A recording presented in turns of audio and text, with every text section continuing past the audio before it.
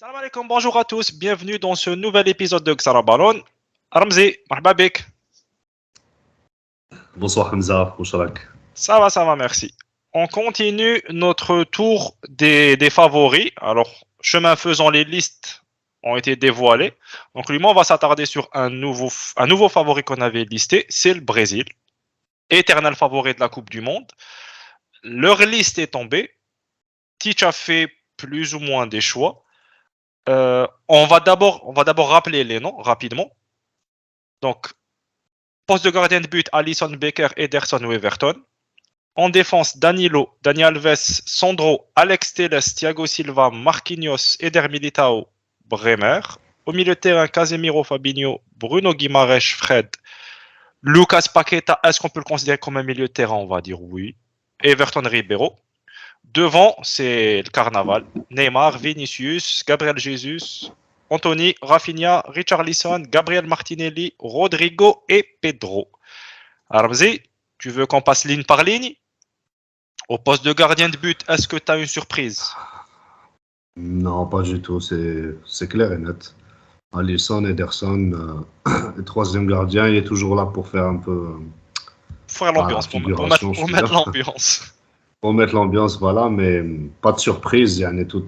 On s'attendait à ça. En tout cas, Alisson, Ederson, c'est clair. Il n'y a pas d'autres gardiens brésiliens qui. En plus, ils font partie de toutes les dernières listes de Tite, donc. Aussi. Puis je pense qu'ils n'ont pas mieux, de toute façon ailleurs, ils n'ont pas mieux comme gardien. Leur top meilleur gardien, là où il y aura plus à dire, ça sera en défense. La défense, ça pourrait être potentiellement le point négatif, on va dire le point faible de cette équipe-là. Ton avis? Alors, surtout les latéraux. C'est surtout les latéraux où il y a peut-être un problème, on va dire c'est très loin d'être les meilleurs latéraux du monde. Après, bon, il prend Dani Alves, il y a Pourquoi? Est-ce que c'est pour le côté expérience, pour le vestiaire, ou là, est-ce qu'il va le faire jouer de temps en temps? Ça, c'est une. Alors, Dani Alves, cette année, il a été titulaire pas mal de fois en sélection. Bon, les sélections, certes, c'est réparti, il est encore à Barcelone, mais il a été titulaire pas mal de fois.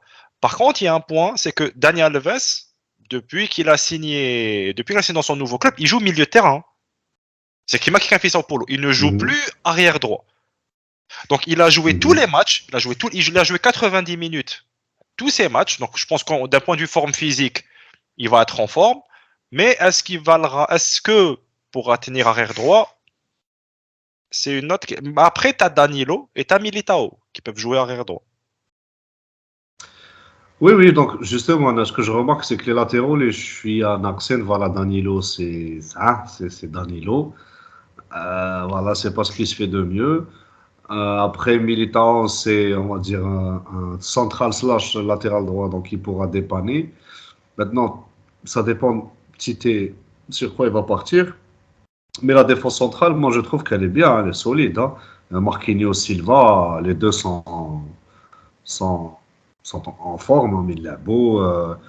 C'est des valeurs sûres, on va dire, c'est des certitudes. Militao aussi, les fêtes, la saison qu'il a sorti au Real, il faisait le top, le taf. Et Bremer, élu meilleur défenseur de la Serie A l'année dernière, c'est pas de la merde. Hein. Donc, cette fois, il est à la Juve, il joue tous les matchs. Oui, il est bon. Donc, il est bon. La défense centrale est mléha. Les latéraux, Danilo, Alves, Umlhek, Sandro, ça fait longtemps qu'il est à la ramasse à la Juve, honnêtement. Oui. Et Telles, qui n'est pas arrivé à s'imposer à Manchester, là, il se retrouve. Ni à Séville, même à Séville, imposé pour le moment, il ne s'est pas imposé. Hein. Après, est-ce qu'ils avaient mieux? Je trouve pas. Parce que j'ai du mal. Renan Lodi, il est en perdition. Tu vois, ils ont personne. Ils n'ont pas de profil que tu te dis, Hadek, ils auraient pu le prendre. Personnellement, j'en vois pas. C'est pas parfait. C'est pas parfait. Mais je me dis, bon, le seul absent potentiel, ça aurait été peut-être Gabriel, t'as Arsenal. Mais quand tu vois les centraux qui ont été pris, Thiago, Marquinhos, Militao, Bremer, voilà. C'est-à-dire que qu'est-ce que tu fais avec un cinquième central? En plus, Gabriel ne joue que central. Militao, au moins, il peut dépanner à droite. Il joue que central. Gabriel. Je pense un assez comme toi, j'ai un gros point d'interrogation sur les latéraux. est-ce qu'ils vont tenir? C'est gros point d'interrogation. Après, la réponse pourrait venir une ligne au-dessus, c'est au milieu de terrain. Parce qu'au milieu de terrain, tu as des joueurs qui peuvent protéger la défense, les Casemiro, Fabinho, Guimarães, Fred, ces joueurs-là, c'est quand même des joueurs qui ont du volume. Donc, ils pourraient peut-être apporter un équilibre. Qu'est-ce que tu en penses? Alors, Anna, je pense que les titulaires, généralement, quand tu vois les dernières listes, les derniers matchs, les titulaires, c'est Casemiro, Mm. euh, plus Paqueta plus haut. Oui. Voilà, donc il va jouer pointe basse, on voit. C'est-à-dire que Casemiro sera le seul titulaire Oui. en numéro 6, entre guillemets. Et plus haut, tu as donc Les quatre. Paqueta et Tu auras Paqueta, et Neymar, Ousmane. ça c'est sûr. Paqueta, Neymar. Donc Paqueta et Neymar. Voilà, Paqueta et Voilà. Neymar. Donc, Euh, le milieu de terrain, après, bon, il a le choix qui, si jamais ça se corse, il doit jouer en double pivot pour renforcer la défense. Il y a Fabinho qui est là pour faire la doublette, mais casé. Après, Fabinho, pour rappel, peut jouer arrière droit.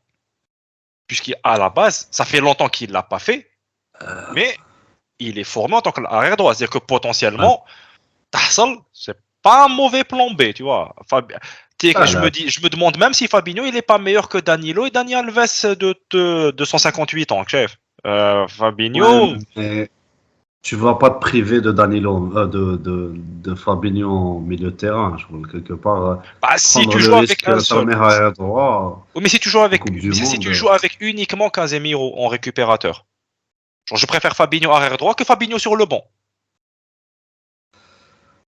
Bon, de Karoua, je pense d'après les derniers matchs, bon, moi j'ai vu le match contre la Tunisie. Hein, j'avais vu le match contre la Tunisie.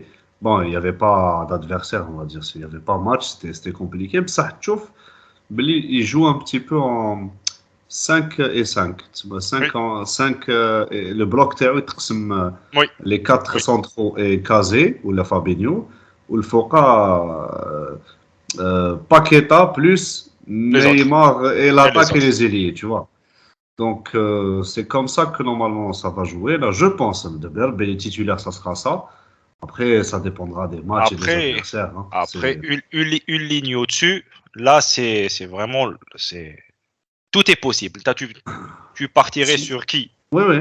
En titulaire, tu partirais sur qui devant? Sachant qu'on sait qu'on aura 4 devant. Ah, les ailiers, ben, ça sera logiquement Rafinha d'un côté. Euh, bon, Neymar en numéro 10, on va dire. Vinicius à gauche. Et Gabriel Jesus en pointe. Ou là, Richarlison, si il veut jouer avec un gros gabarit, je suis à pivot, les lèvres, etc. Si tu vois les dernières configs, Rafinha était souvent pris, Richarlison jouait souvent en pointe. C'est-à-dire que Teach préfère En Richarlison en pointe. pointe, préfère Richarlison en pointe. Après, Anna, je me pose la question entre Anthony et Rafinha. Parce que honnêtement, Anthony est très bon depuis le début de saison. Genre, il fait le taf, tu vois. Il sait bien, on peut pas lui reprocher de faire le taf. Rafinha, je suis en perte de vitesse à Barcelone parce que bon, tout Barcelone est un peu en perte de vitesse, mais des fois, je sais pas, je me dis Anthony quand même meilleur individuellement que Rafinha. Alors oui, et, sur papier, quand tu vois ça, c'est vrai que Rafinha est un peu en perdition, bon, parce que le Barça a passé une petite Voilà, période un peu c'est compliquée mauvais, c'est ça le avec période League et tout. collective, mais bon. Et que Anthony réussisse le début de saison. Après, moi, je me base surtout sur les dernières compos de Tite lui-même. Oui, Et lui c'est préfère Rafinha souvent. Rafinha, oui. Donc, je pense pas Après, qu'il va casser la cohérence qu'il a oui, ça fait. c'était c'était des compos à un moment où Rafinha était très bon à Barcelone ou à un moment où Rafinha était encore très bon à Leeds. Si tu prends la Ben, temporalité, ouais, c'est-à-dire que c'était des moments où jusqu'au Rafinha dernier était match. meilleur. Jusqu'au match contre la Tunisie, il date de quoi d'un mois. Et le Barça, c'était On a avant la dit. mini crise. C'était avant la mini crise du Barça. Après, effectivement, Après, en le sélection, il est bon. Barça, il reste leader du championnat. Bon, en Champions League, mais quelque Oui, part en Liga, mais perso, tu vois. Donc, oui. je pense pas qu'il va prendre 2-3 matchs avec l'Inter et Bayern comme référence pour ça. Il va pas chambouler sa compo pour ça. Ouais, ben, qui fait confiance à Rafinha. Et Anthony, c'est un impact sub. Impact Ah, sub, il trouve voilà, 60e ou la 110e, il trouve les zazal hala chouïa. Mais après, on n'est pas à l'abri. Back to bon, je mets Anthony, allez, on s'en fout. Tu vois. et du coup, pour toi, point faible, point fort. Si tu devais prendre, si tu devais prendre un point faible à base de liste, hein. On sait pas encore comment ça va. On sait comment ils ont joué. Maintenant, point faible, point fort de la liste pour toi. Point faible, c'est les latéraux. C'est un point faible qui pourrait leur coûter cher. Point fort, c'est la jeunesse en attaque. Richarlison, Rafinha, Vinicius, c'est très jeune. Ils sont en jambes, ils jouent, ils ont de l'énergie. On a un Neymar qui veut absolument, qui est un Finir peu en beauté. revanchard, qui veut absolument faire quelque chose à l'équipe nationale. Et c'est l'occasion jamais parce qu'il a un effectif autour de lui. Il est Oui, sacré. C'est pas le Brésil de 2014. Hein. C'est beaucoup mieux. C'est pas Oscar et tu vois. oui. C'est voilà, il y a quand même un mieux. Et voilà, c'est tout. Hein. Après, bon, Firmino, grand absent. Je me dis que peut-être qu'il aurait pu le prendre à la place De je sais pas, Pedro, peut-être par exemple. Martin De Pedro, Pedro. par exemple, qui est le moins clinquant des noms, on va dire. Et en plus, le profil de Firmino, ما عندوش هنايا. ما عندوش vraiment هنايا. Euh, Anad, sur le point faible, j'irai comme toi, les latéraux. Bon, je pense que tout le monde pense la même chose. On n'invente pas l'eau chaude en disant les latéraux pour être de la liste. Pour moi, le point fort, ça sera le banc devant. Parce il a un banc qui est capable de renverser n'importe quel match. C'est-à-dire qu'il a des joueurs, ils sont ultra rapides, ultra forts individuellement. C'est-à-dire, t'as potentiellement des bons impact sub. Qui décale par exemple Anthony, qui décale Richarlison, Martinelli, Rodrigo, ils vont vite, ils sont forts en élimination, ils sont très bons techniquement. Tu as besoin de ça pour renverser un match, tu vois. Donc je me dis, il a des profils, et quand il rentre, il pourrait faire très très mal. Dans un match qui est fermé, il a les cartes pour vraiment, il a les cartes pour. Chose que toutes les Ouais. sélections n'ont pas, je trouve. Toutes les sélections n'ont pas la capacité à faire entrer des profils percutants. Lui, il l'a. Et du coup, pour toi, le joueur à suivre de Même au cette milieu de sélection? terrain. Oui, aussi, aussi. Même au milieu de terrain. Parce que Et du normalement, il décale Fabinho, il libère Casemiro, tu vois, oui, et tu lâches les chevaux. C'est-à-dire, oui, c'est une possibilité. Et du coup, le joueur à suivre pour joueur toi, à le suivre. joueur qui Euh, pourrait faire la Coupe du Monde, qui pourrait vraiment être décisif dans cette Coupe du Monde. j'ai pas vu le début de saison de Neymar, je me dis Neymar. Hein. Pour pas faire la même réponse qu'un tas, parce que ça serait, on va changer. Je suis curieux de voir Richarlison en pointe. Parce que le Mm. Brésil, ce qui leur a manqué sur les dernières Coupes du Monde, c'est un vrai buteur. C'est-à-dire que très souvent, ils dépendaient de Neymar, ils dépendaient. Le Brésil, ça fait longtemps qu'ils n'ont pas eu de grands buteurs, mais c'est de grands attaquants. Neymar est un grand attaquant, un grand buteur. Ça fait longtemps qu'ils n'en ont pas eu, le Brésil, Kidjichov. Ah Euh, ouais, ils avaient Fred. voilà, tu fais une Coupe du Monde avec Fred, ça veut tout dire, chef. Du coup, là, je veux voir ce que pourrait faire un Richarlison ou un Gabriel Jesus en pointe dans une Coupe du Monde. Pour moi, ça pourrait faire la différence. Parce que Neymar, il peut sortir de son match. Ça lui arrive souvent de dégoupiller, de passer à côté de son match. Je veux voir est-ce que le Brésil, est-ce qu'ils ont un bon neuf. Pour moi, Richarlison, s'il fait ses matchs, ça peut faire très très mal ce Brésil. Donc, je pense qu'on a bien débriefé le Brésil. Probabilité de gagner la Coupe du Monde selon toi? Oh, moi je les mets favoris parmi les trois gros favoris. Hein. Brésil, pour moi, c'est demi-finale minimum. Hein. S'ils On font est pas n'importe quoi, demi-finale. Dernier carré sur l'ASM. L'ASM, avec cette équipe l'ASM. On est entièrement d'accord. Je suis sur la même hypothèse qu'un tas. Après, bien sûr, tu peux tomber contre le futur vainqueur et te faire sortir en huitième. Ça peut arriver. Si tu vois. Absolument.